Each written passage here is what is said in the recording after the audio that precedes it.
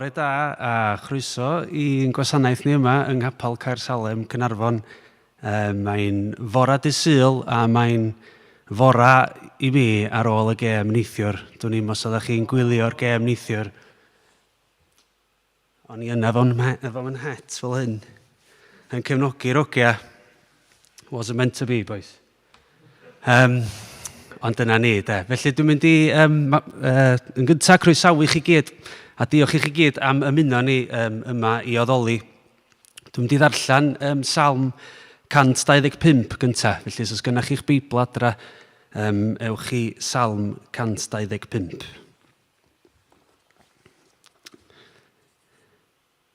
Mae'r rhai sy'n trystio'r arglwydd fel mynydd Seion. Does dim posib ei symud. Mae yna bob amser. Fel mae Jerusalem gyda bryniau o'i chwmpas, mae'r arglwydd yn cofleidio i bobl o hyn allan ac am byth. Fydd teyrnwyalen drygioni ddim yn cael aros ar y tir sydd wedi'i roi i'r rhai cyfiawn, rhag i'r rhai cyfiawn droi at drygioni. Bydd yn dda o arglwydd at y rhai da, sef y rhai hynny sy'n byw yn iawn. Ond am y bobl sy'n dilyn ei ffyrdd troedig, boed i'r arglwydd ei symud nhw o'r ffordd gyda rhai sy'n gwneud drwg. Heddwch i Israel. Felly mae'r salm na'n gorffan efo heddwch i Israel. Rhywbeth fi wedi darllen ydy, mae heddwch i Israel yn gallu golygu hefyd ymlaciwch. Felly ffrindiau a theulu Caersalem, dwch ni gael ymlacio. Dwch ni gael dod i bresenoldeb Duw. A dwch ni gael dod efo'n gilydd rwan i addoli. Felly'r gan gyntaf, da ni'n mynd i ganed i oleuni'r byd, deithos lawr i'r tywyllwch.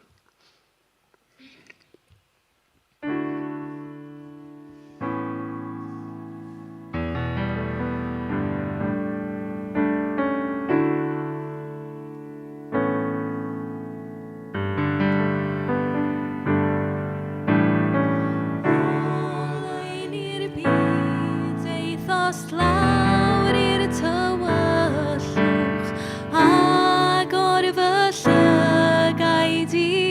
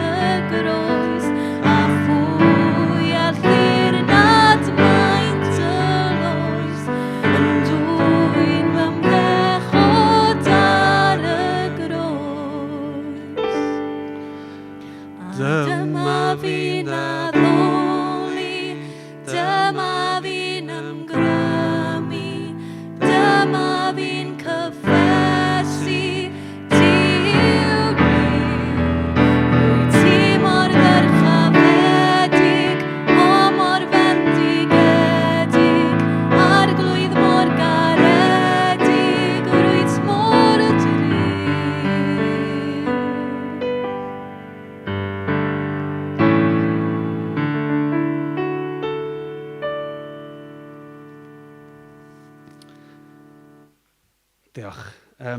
Sa'i nôl at y salm yna, de. Dwi eisiau cyfeirio at rhywbeth ar y dechrau. A dwi eisiau ni jyst myfyrio am chydig o funudau wan. Mae'n deud yn y salm yna ar y dechrau, mae rhai sy'n trystio'r arglwydd fel mynydd Seion. Does dim posib ei symud, mae o yna bob amser. Fel mae Jerusalem gyda bryniau o'i chwmpas, mae'r arglwydd yn cofleidio i bobl o hyn allan ac am byth. Felly mae'n sôn y fyna bod y rai sy'n trystio Duw yn trystio'r arglwydd fel mynydd Seion. Ond dwi'n gwybod amdana chi, mae sicr dim ffydd i ddim fel mynydd, dim ffydd i ddim yn gadarn. Dwi'n sicr wedi cael cyfnodau lle dwi'n teimlo mor agos at Duw. A dwi'n teimlo bod pethau'n gweithio, bod Duw yn gweithio yn y mywyd, ond dwi'n gwybod diwrnod wedyn, dwi'n gallu deffro a'n teimlo'n hollol wag. Ond be mae'r salm yma'n sôn am, mae'n cyfeirio at bobl Duw. So yndi mae'n ffydd ni, mae'n emosiynau ni fyny a lawr. Weithiau da ni teimlo'n hapus fel neithiwr. Fydda cefnogi Cymru mewn ffordd yndi. Y 10 munud ola yna, dda ni gyd yn teimlo'n hapus, orfoddoddus, meddwl am beth sy'n mynd i ddod. A wedyn reit ar y diwedd eiliadau ola fa, Ffrainc yn sgorio, maen nhw'n cipio'r gêm, ennill y gêm. A wedyn mae'n emosiynau ni jyst yn mynd i fyny a lawr. Ond mae Duw yna, fel mae Jerusalem gyda bryniau o'i chwmpas, mae'r arglwydd yn cofleidio i bobl o hyn allan ac am byth. Felly bore yma, dewch i ni rhoi yn ffydd ni yn Duw, dewch i ni roi yn ffydd ni yn effeithio, da ni'n gwybod am Duw. A da ni'n gwybod ddoth Iesu i'r byd, a da ni'n gwybod dar i Iesu atgyfodi. Felly mae'n ffydd ni'n cael ei hwylio ar y ffeithio yna bore yma. So, da ni'n mynd i ganu rwan. Emyn, mae'n siŵr sy'n bwysig iawn i teulu ni. Oedden ni wrth yn bodda, achos oedden ni'n cyfeirio ton efo nain neu mam gi, oedden ni'n galw hi. A cododd Iesu. So, a we.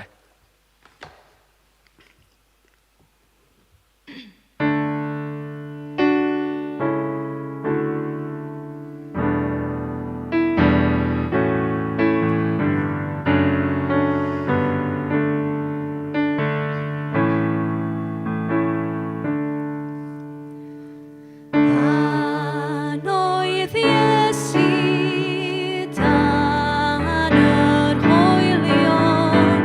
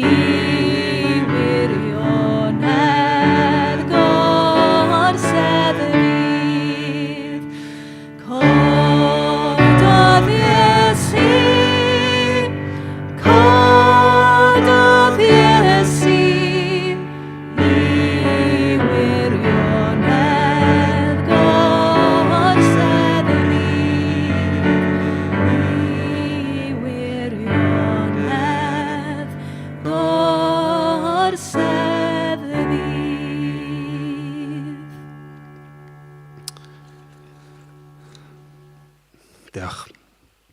Reit, mae'r emunisa mae hon di gael ei sgwennu gyn aelod o'r capel yma yng Nghaersalem. John Rees oedd i enw fo. Wedyn mae Menna di wneud chydig bach o weith cartra ar John Rees. Os ydych chi sôn, beth ti di ffidio allan am John Rees, please? Wel, nes i gysylltu archifdi Cynarfon yn gynharach wrthos yma i weld os oedd ganddyn nhw unrhyw wybodaeth am John Rees. A mae'n debyg oedd e'n dod o Sir Benfro. Ond nath e ddod i Gynarfon rhyw ffordd, rhyw sut. Da ni ddim yn gwybod, da ni'n gobeithio wneud bach mwy ymchwil i gael gwybod sut dath e i Gynarfon. Ond gafodd ei ethol yn ddiacon yma yng Nghaersalem yn 1880, da ni'n gwybod hynna. A oedd e'n ddylanwad fawr ar yr eglwys yma yng Nghaersalem a fi oedd e'n ben ddiacon am flynyddoedd. A yn gofalu am yr adeiladau, mae'n debyg, a fi oedd e farw'n 1932. Felly mae yna hanes o pen diaconiaid yn sgwennu y Menna fan hyn, so fi'n hoffi hwnna, ond mae yna dal yr un mor wir heddiw. Ond hyfryd cael canu geiriau John Rees bore yma. A mae'n dangos mae dylanwad De Cymru yn eitha cry yma yn y capel. So, da ni'n cadw'r traddodiad yna fel ein. Felly, da ni'n mynd i blygu pen mewn gweddi, a beth dwi'n mynd i wneud ydy dwi'n mynd i ddarllen geiriau'r emyn yma fel gweddi bore yma. Felly, dwch i ni gael blygu pen a troi at Duw. At bwy rawn ein Iesu tirion, at bwy rawn ond ata ti. Gormod ydyw'n beichia trymion i'n hysgwydda igwan ni.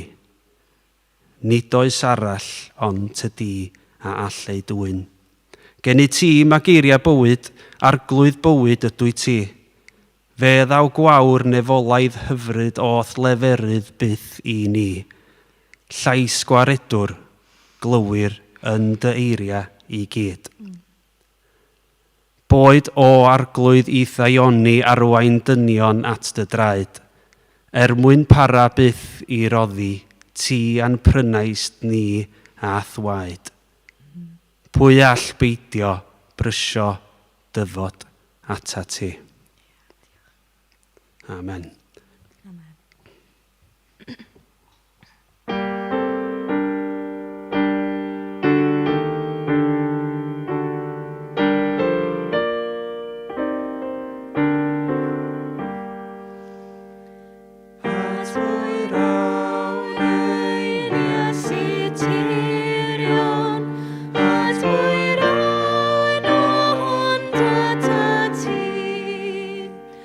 Gormod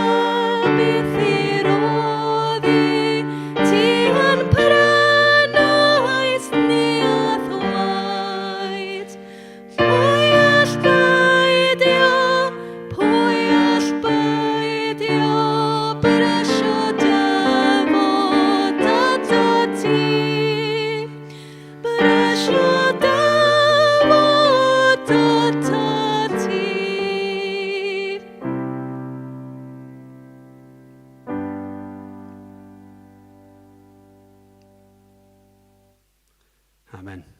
Diolch.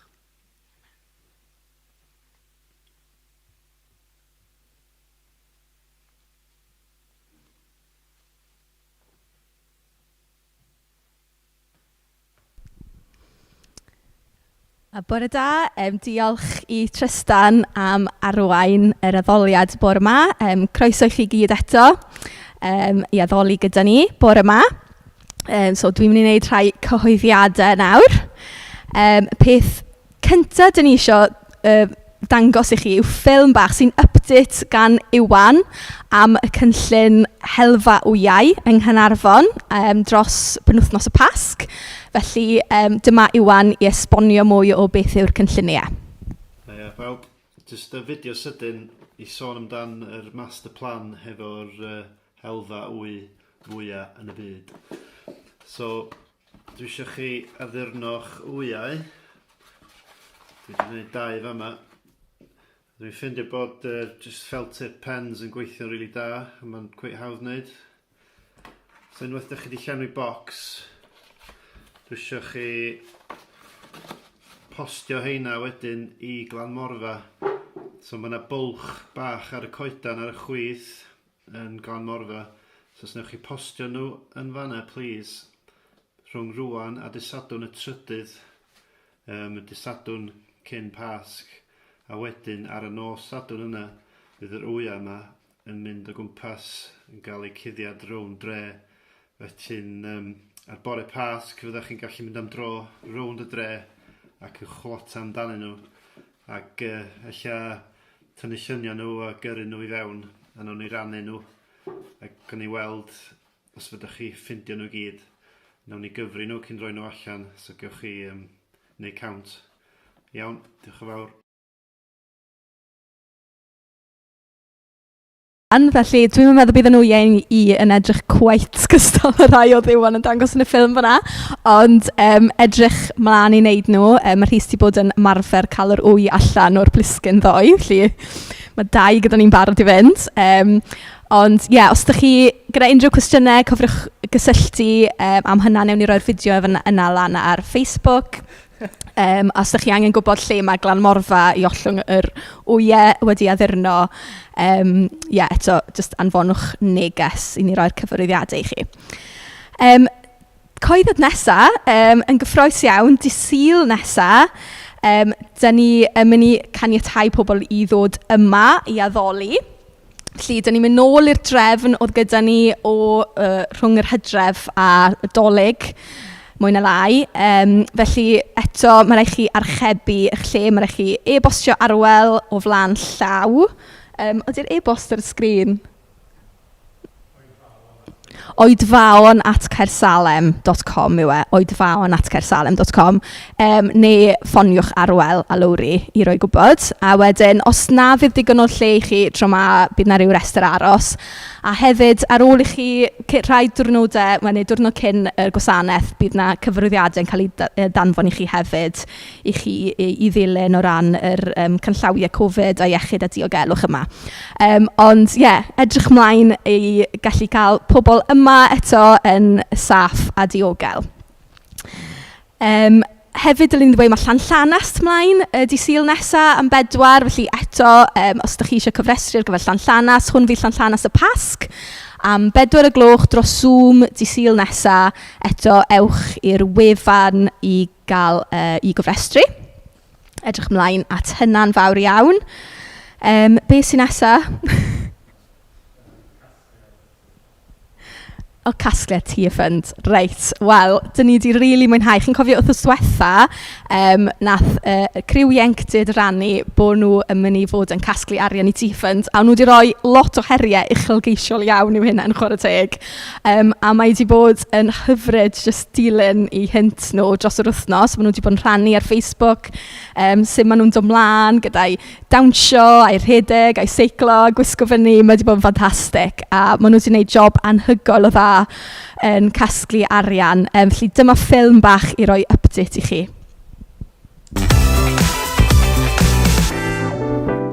Helo ffrindiau, siwmai Rhys sydd yma. Dwi jyst eisiau llongyfarch criw Clwb Ieuenctid Cersalem am yr her 24.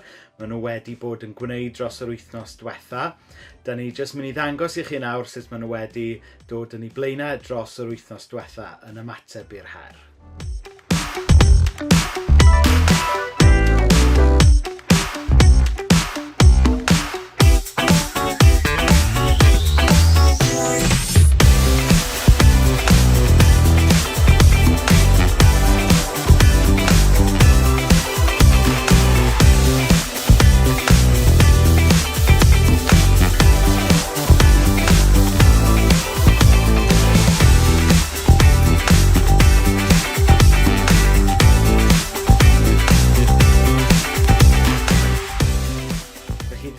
Dych chi wedi gweld bod nhw wedi bod yn brysur iawn, yn rhedeg, yn cerdded, yn gwisgo lan, yn rhyfedd, yn coginio, pob math o her dros yr wythnos diwetha. A cofiwch bod casgliad ni heddiw hefyd yn mynd tuag at yr her.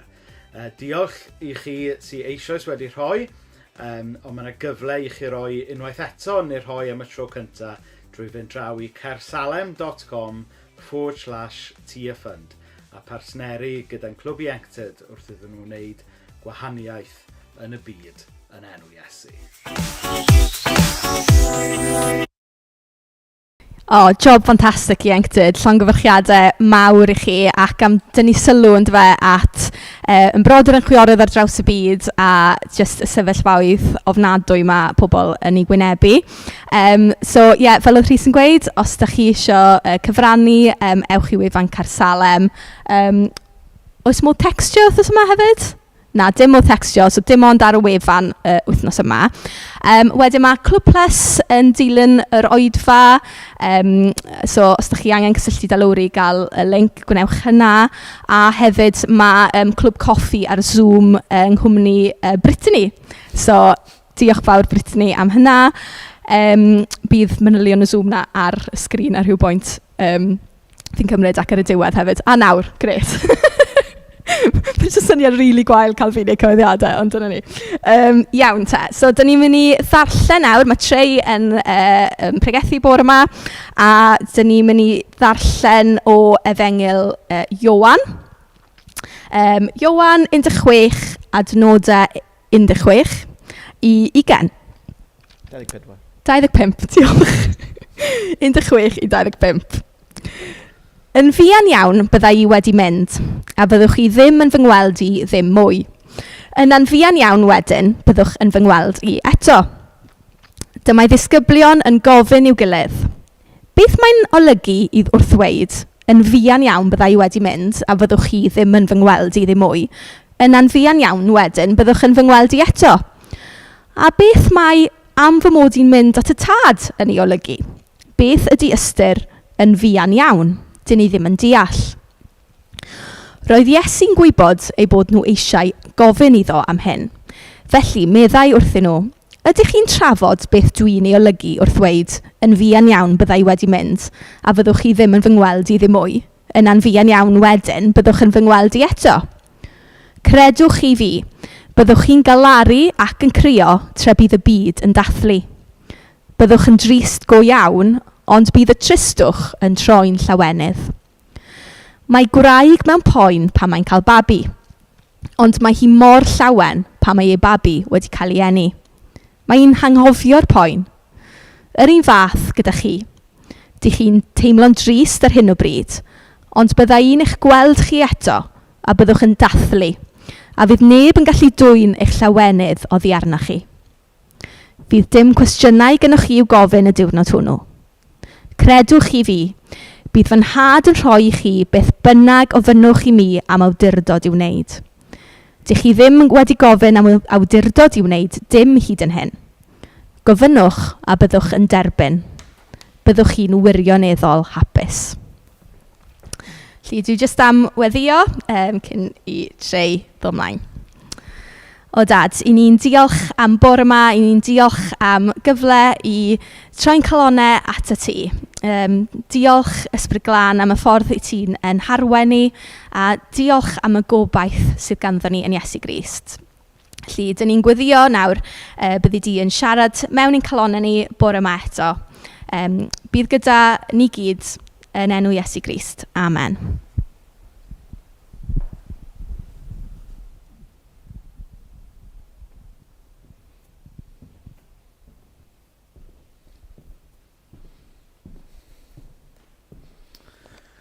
Wel, helo, bore da. Mae gen i ddau Feibl fa yma. Neu roi un i lawr. Bore da, a diolch am y fraint o gael cnoi ar y stori yma efo chi. Yn gyntaf, dwi eisiau rhoi peth i'r plantos. Dwi eisiau chi tynnu llun, da ni'n tynnu lot o luniau, ond gobeithio bydd hynny ni'n sy'n bach o hwyl. Dwi eisiau chi tynnu llun o rhywbeth oedd rhaid i chi wneud mwyn ennill gwobr, neu cael rhyw fath o profiad da yn y diwedd. Ella mae mynydd oedd rhaid i chi ddringo, neu arholiad wnaethoch chi sefyll, neu hyd yn oed stafell oedd rhaid i chi dacluso. Pan dwi'n meddwl yn ôl am y stafelloedd dwi wedi tacluso dros y blynyddoedd. Waw, ond awn ni ddim lawr y ffordd yna. So dyna beth dwi eisiau gennych chi bore yma, tynnu llun o rhywbeth oedd yn anodd gwneud, ond oedd yna rhywbeth i ennill yn y diwedd. A cyn i mi ddechrau go iawn hefyd, dwi eisiau diolch i Brittany, Kent, i rai ohonych chi sy'n mynd gwybod, mae Brittany wedi teithio yma o America i dreulio blwyddyn efo ni yng Nghymru. A da ni'n ddiolchgar iawn amdani hi. Mae Derwen yn ddiolchgar iawn cael anti newydd, oherwydd bod hi'n byw yn y tŷ efo ni. Ond mae Brittany wedi astudio'r Beibl lot ar dros y blynyddoedd diwetha, a mae wedi bod yn help mawr i mi wrth i mi baratoi y bore yma. Dwi'n ddiolchgar hefyd i Amelia a Harley sydd wedi bod yn darllen y Beibl efo ni. Dwi'n ddiolchgar iawn am y merched yn y mywyd sydd wedi bod yn cry yn ei ffi sydd wedi helpu fi i rando ar Dduw. A dwi angen help gyda chi, ferched. Mae'n ychydig bach o eirony wrth sôn am graig yn gen i babi. Dwi'n ddyn, sgyn i'n lot o brofiad o hynna, o gwbl. Felly dwi angen eich help chi. Dwi eisiau i chi rannu eich profiadau efo ni. Dim pob dim. A hannaf dwi o 7 o blant, a dwi'n cofio mam yn dweud y storiau llawn yn aml iawn. Ond ambell i fanwl da ni eisiau gennych chi bore yma. Y cwestiwn cyntaf mae gen i chi yw, faint o amser gymerodd eich babi pan oeddech chi yn yr ysbyty? Cwestiwn eitha syml, ond un sy'n rhoi cipolwg bach i fewn eich storiau chi. Fedrwch chi ateb yn y sylwadau, yn y chat, a rhawn ni rannu nes ymlaen am be da chi wedi deud. Felly peidiwch rannu dim byd ti'n eisiau cael ei gyhoeddi. Please. Tra bod chi'n ateb y cwestiwn yna, dwi am roi eich rhywbeth o gyd-destun y stori yna i chi. Os da ni'n sbio nôl ambell i benod, da ni'n gweld Iesu a'i ddisgyblion yn dod i fewn i Jerusalem.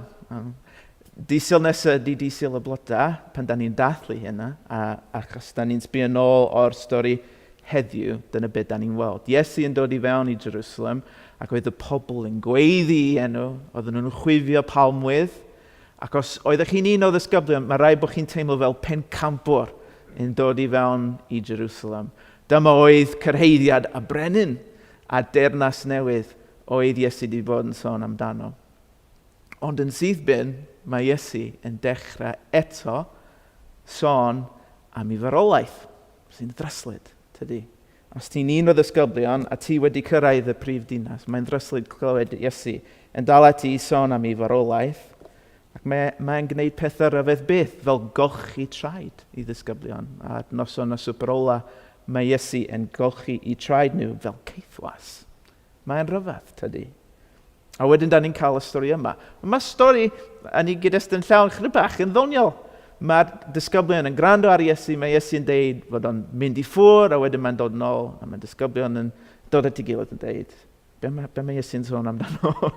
A mae Iesu yn gwybod, a mae Iesu yn garedig yn siarad am hynna efo nhw, a mae'n rhoi darlun i ni ddall amdano. So, nawn ni gofyn i Menna dod nôl, a na i jyst agoffa chi i chi gael y gyd-destun iawn. Mae pob dim yn Ioan sy'n arwain o cyrhaeddiad Iesu yn Jerusalem i farwolaeth a'i argyfodiad. Ond Menna, be mae pobl wedi deud yn y sylwadau, be di profiad nhw wrth ddod â babi i mewn i'r byd? Yn llawer I hir, ond oedd Jan di ateb yn gweud 2 awr ac 20 munud a 2 awr ac 10 munud. Nora'n dweud 4 awr. Amelia tua 9 awr. Delith Roberts tua 4 awr. Glenys Tiwdor Jones 13 awr a 4 awr. O, bobl bach. Mae Mari'n gweud gyda Lydia tua 30 awr. O'n I gyda Cadog 12 awr a gyda Nedw 5 awr. Oh, waw. Oedd Ffi Luff 13 awr gyda Steffan, 2 awr ac 8 awr. So, yeah. Wow, okay. So pwy sy'n mynd i wneud y spreadsheet wan? Efo'r rifau I gyd. Wow. Wel, I rai ohonoch chi, oedd yn amser hir, amser caled iawn. A mae Iesu yn rhoi y darlun yma I ni o raig yn gen I babi, mwyn pwysleisio a tristwch y bydda'r disgyblion yn ei deimlo. Nawn ni ddarllen y darlun yna unwaith eto, yn dechrau yn adnod 21. Mae graig mewn poen pan mae'n cael babi, ond mae hi mor llawen pan mae babi wedi cael ei eni. Mae'n anghofio'r poen. Yr un fath gyda chi, da chi'n teimlo'n drist ar hyn o bryd, ond byddai'n eich gweld chi eto a byddwch yn dathlu, a fydd neb yn gallu doen y llawenydd oddi arnoch chi. Dwi'n falch iawn, nath ni ddim clywed profiad y tadau yn ystod y sylwadau yna, achos nid amdan y tadau ydy hyn, ond am y mamau. Ond, efo'r darlun yma, mae'n teimlo chyr bach yn groes, tydi? Os da ni'n sôn am tristwch a poen y disgyblion, ond beth sy'n o flaen Iesu ond tristwch a poen a dioddefaint. Achos yn y penodau nesaf, mae Iesu yn mynd I cael ei fradychu, mae'n mynd I cael ei ddefrydu ei farolaeth a'r marolaeth ar y groes. Ond am eiliad yma, mae Iesu yn cymryd saib I huniaethu efo ei ddisgyblion. A mae yna rhywbeth mawr I ni ddysgu am pwy yw Iesu yn y foment hon. Dwi eisiau I ni wneud yr un peth. Dwi eisiau I ni gymryd amser I huniaethu efo'r disgyblion, I weld be oedden nhw'n profi trwy lygu nhw. Yn y pennod nesaf, mae Iesu yn cael ei arestio. A dweud y gwir, ar ôl hynna, does dim lot o sôn am y disgyblion. Maen nhw bron yn diflannu. Mae'r testyn yn deud bod Ioan y Pedr yn dilyn Iesu I di yr offeiriad, lle mae Iesu yn cael ei cnebrang. Ond y sôn ar ôl hynna yw am Pedr yn gwadu, hyd yn oed nabod Iesu. A dyna oedd Iesu wedi rhagweld. Ac ar ôl y trydydd gwaith, mae Pedr yn clywed can y ceiliog. Ac mae Beibl.net yn deud, ath o yno yn beichio crio. Ond sgwn I lle ath Pedr ar ôl hynna. Ella fod o wedi cofio ffrind neu cefnogwr, ella un o feched oedd yn cefnogi Iesu, ella bod gyda nhw tŷ yn y ddinas ac oedd o wedi mynd yno. Ella bod un o ddisgyblion wedi cyrraedd yn gynt, a sgwn I sut gwestiwn y gath Pedr ar ôl iddo gyrraedd yn ôl. Sgwn I os nath nhw gysgu yn noson honno. Rhaid bod gyda nhw ofn. A diwrnod nesa, da ni'n gweld treial a marolaeth Iesu, ond eto, does dim sôn lot am y disgyblion. Mae Iesu yn cael ei arwain at Peilat, sy'n dyfrydu Iesu I farolaeth. Ond eto, does dim sôn am y disgyblion.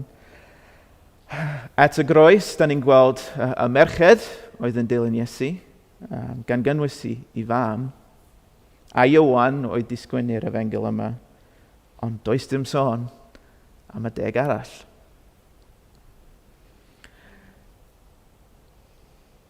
Pan da ni'n meddwl am y profiad dod I fewn I Jerusalem, fel brenin oedd Iesu, A da ni'n meddwl am y foment hon, mae yna lot i fathu wneud contrast yn does. Oedd y chwyldro, oedden nhw wedi bod yn gobeithio amdano, wedi chwythu. O'n i'n holo nhw. Oedd ei ffrind ac i athro nhw wedi ladd, oedd ei gobeithio na i breuddwydion wedi dymchwel. Ac ar yr un pryd oedden nhw'n ofni dros eu hunan. Oedden nhw'n meddwl sa'n nhw'n cael yr un triniaeth gan y llywodraeth, gan yr establishment. I ni, da ni'n medru deud sut nath nhw anghofio mor hawdd weithiau, achos ni sy'n cael y stori llawn yn di a gwyn. Sut nath nhw anghofio efo geiriau Iesu yn dal i ganu yn eu clustia nhw. Ond weithiau da ni anghofio hefyd. A dwi eisiau rannu chydig bach o stori dwi wedi cael yn ddiweddar, jyst i'n atgoffa ni o sut fedrwn ni anghofio a sut mae Duw yn medru atgoffa ni o'i stori fawr a'i gariad tuag ato ni. Yn niwedd misio nawr, gath fi ac Amelia newyddion drwg. Ac fel ni, oedden ni yng nghanol, fel chi, oedden ni yng nghanol y lockdown, oedden ni wedi cael hen ddigon ohono fo, a doedd ni ddim yn rhywbeth newydd, nag oedd. Oedd derwyn di bod i fyny ac i lawr yn noson gynt, oedd yn hel ddanedd. Mae'n hel ddanedd o hyd, faint o ddanedd sy'n gan blant, de? Yn niwedd misio nawr oedd cynhesrwydd y dolyg bron di diflannu. Ac gathon ni notice bod tŷ ni yn fynd ar y farchnad i cael ei werthu. Ac mae hyn yn rhywbeth sy'n digwydd i bobl sy'n renti. Dydy o ddim yn syndod mawr. Mae'n jyst rhan o fywyd, tydi. Ond nath o hitio ni fel peil y fyrciau, really. Ni wedi dechrau panicio, meddwl am sut fyddwn ni'n pacio i fyny a ffeindio lle newydd a gwneud efo babi 1 mlwydd oed ac yng nghanol y pandemig ac yn y blaen. Panic oedd y gair, dyna be oeddwn ni'n profi. Ond wedyn, yr un diwrnod, gathon ni neges gan Dduw. O'n i mewn cynhadledd ar Zoom. Do'n i ddim mor hapus bod mewn cynhadledd ar ôl newyddion fel yna. Ond nath rhywun rannu adnod o stori Joseph nath ynghyffwrdd i yn fawr iawn. Dwi'n mynd i rannu'r adnod yna efo chi Ioan. Da chi'n fy ngwneud i'n ddi-blant fel hyn, meddai Jacob.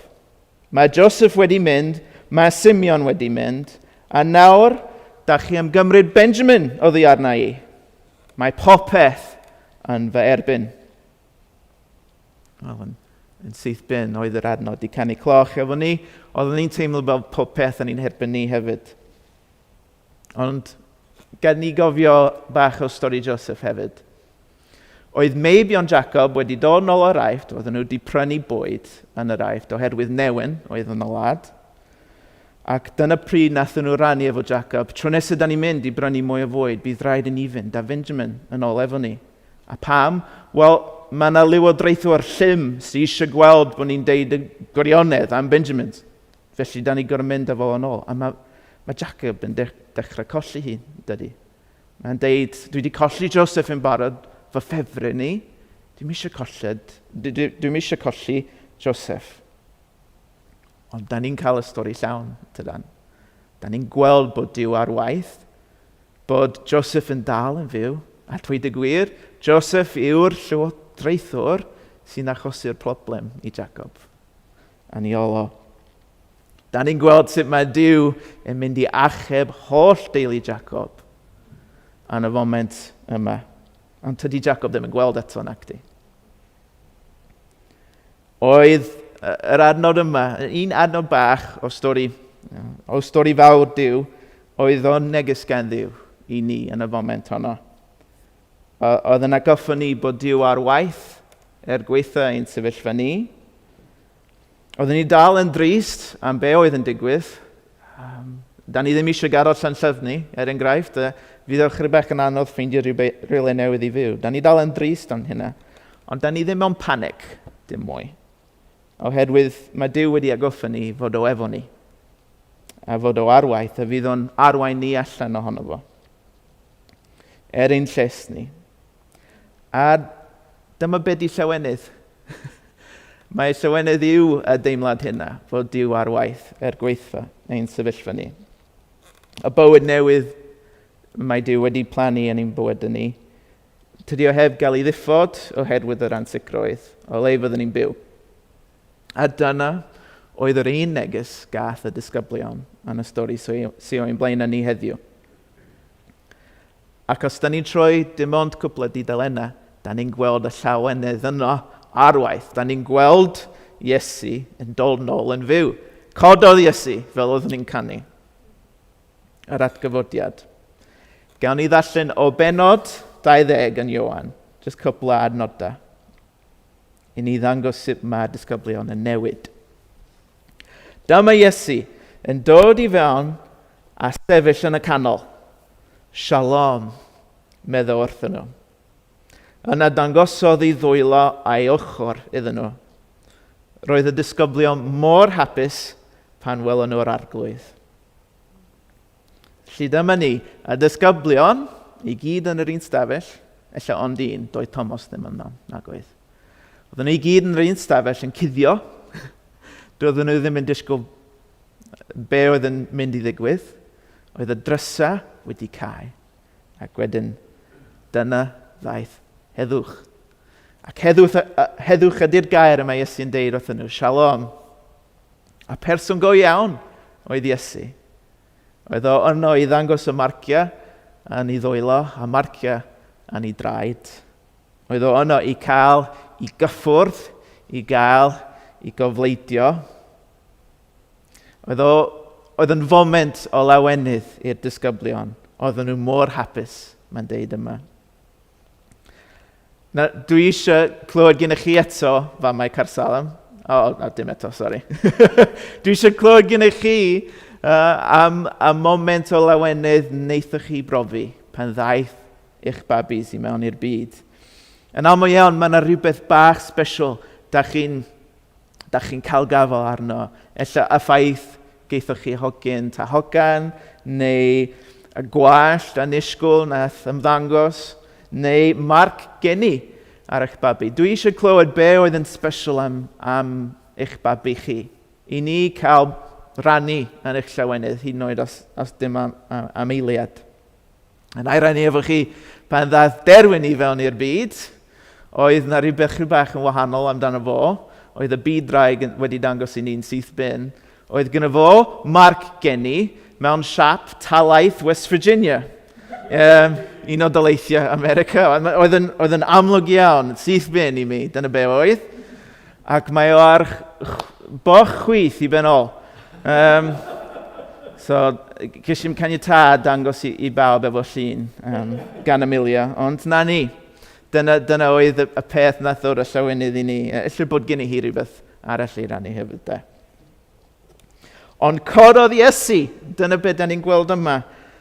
Dyna'r bywyd newydd, y babi, os da ni'n meddwl am y darlun eto. Dyma'r bywyd newydd mae'r disgyblion yn ei dderbyn.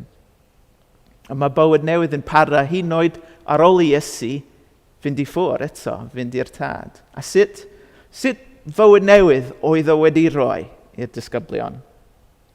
Wel, yn lle'r ofyn, yn lle'r tristwch a poen, da ni gyd yn profi sy'n beth go iawn, da ni'n cael byw dan gariad Duw.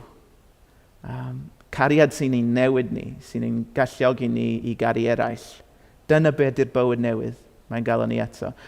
Dyna beth mae Beibl. Mae Beibl yn sôn am y bywyd newydd sy'n dŵad ac sy'n wedi cyrraedd.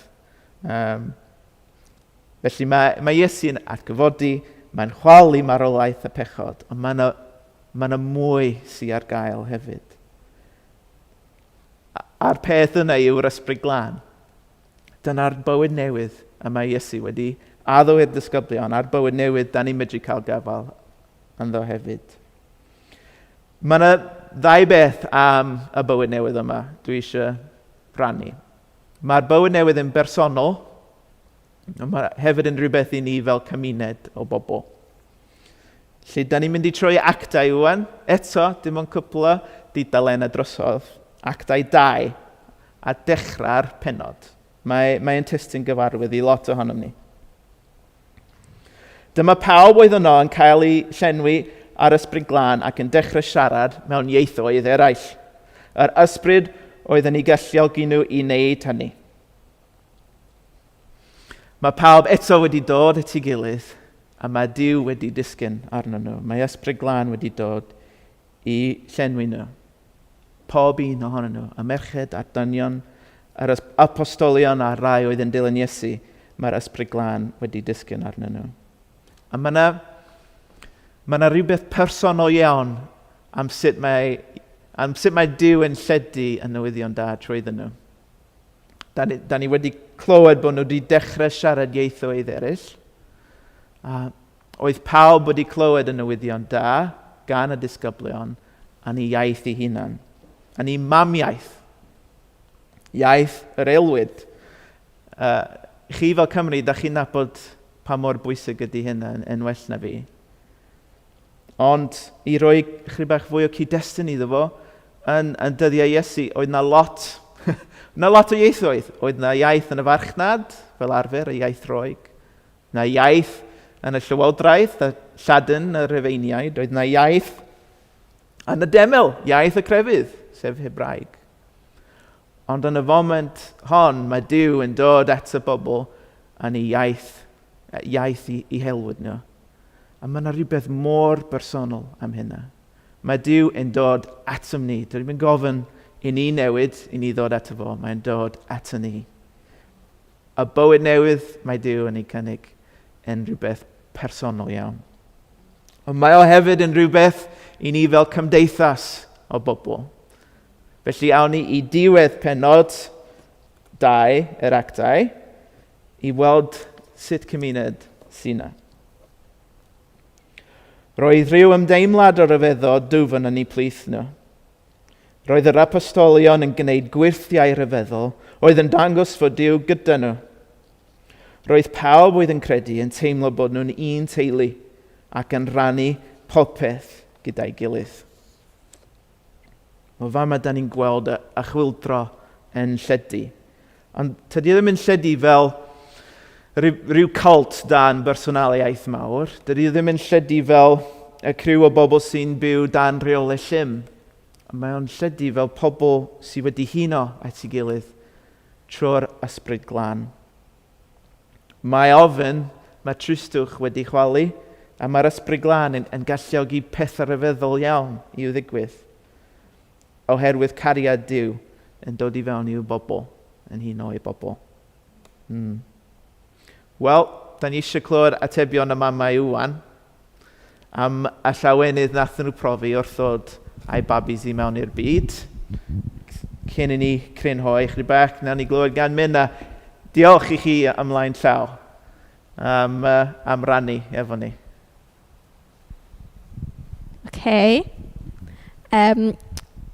Mae Emilia'n dweud dwylo bach derwen hefyd.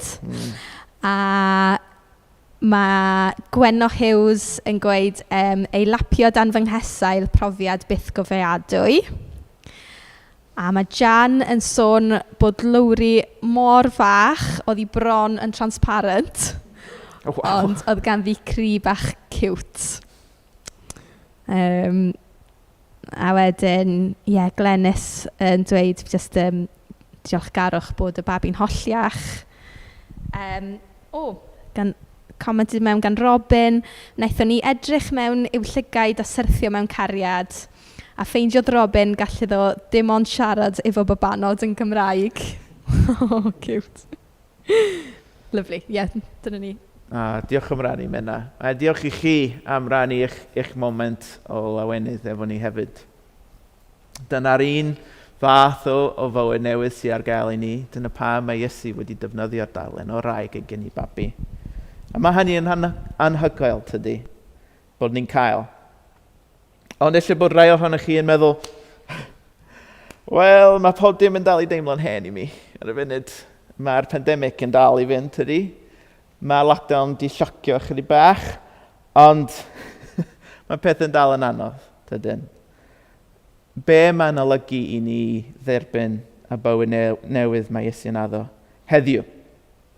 Yng nghanol y tristwch, da ni'n dal i brofi. Yng nghanol y poen, da ni'n dal i brofi. Mae jyst 2 beth bach am hynna. Da ni di sôn amdano yn barod.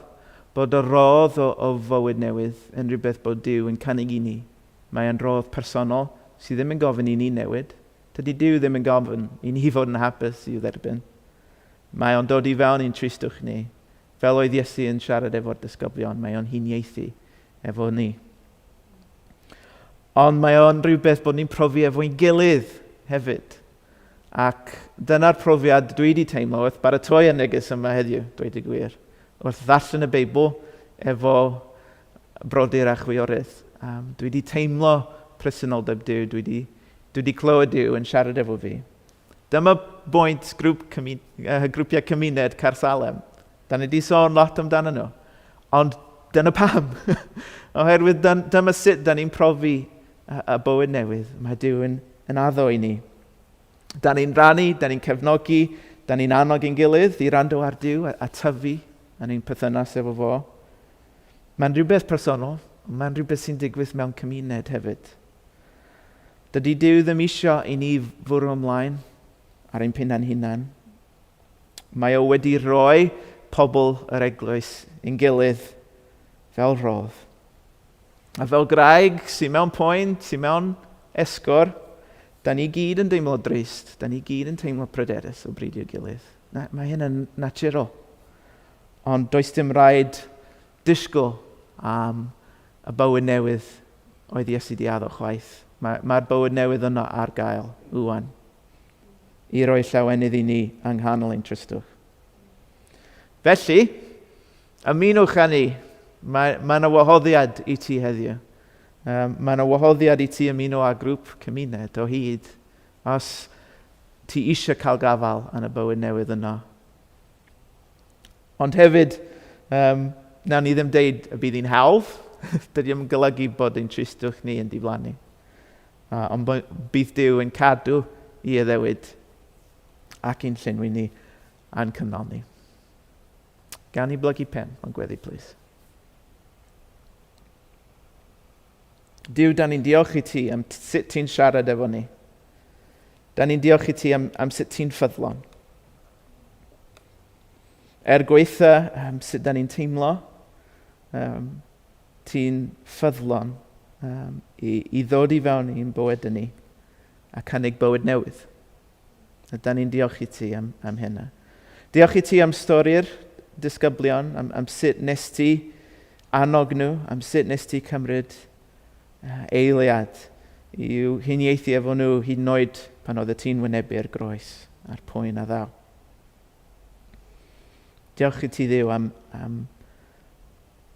dy aberth a diolch i ti hefyd am dy siampl di i ni. Helpa i ni sylwi bod y bywyd newydd yna ar gael. O ddydd i ddydd. Helpa ni beidio cael ein llyncu gan y tristwch da ni'n profi, y tristwch sy'n cael ein gwmpas ni. Ond helpu ni i gofio'r llawenydd. Yr un llawenydd da ni'n profi wrth groesawu babis bach i mewn i'r byd. Helpu ni gofio'r a cael gafal yn y llawenydd i ti'n cynnal ni o ddydd i ddydd. Amen.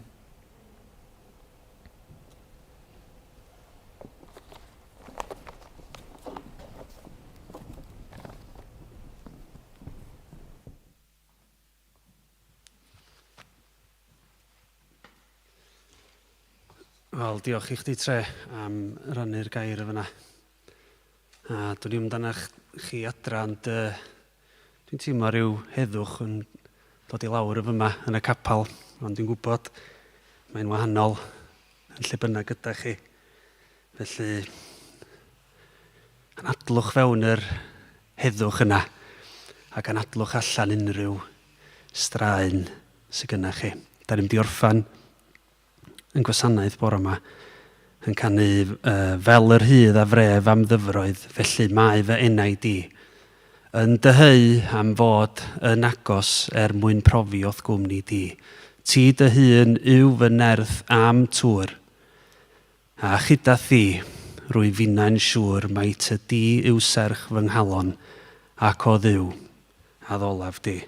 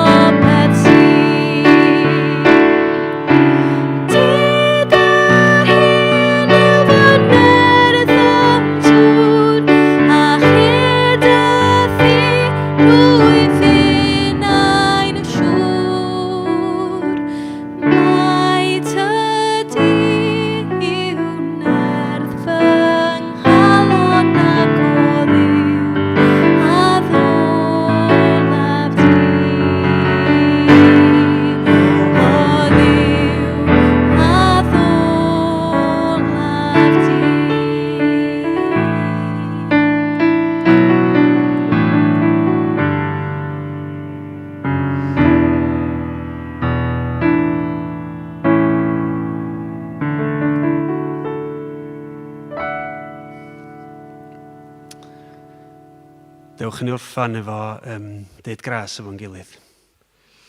Gras ein harglwydd Iesu Grist, a chariad Duw, a chymdeithas yr ysbryd glân, a fydd o gyda ni oll, o'r awr hon, hyd byth. Amen.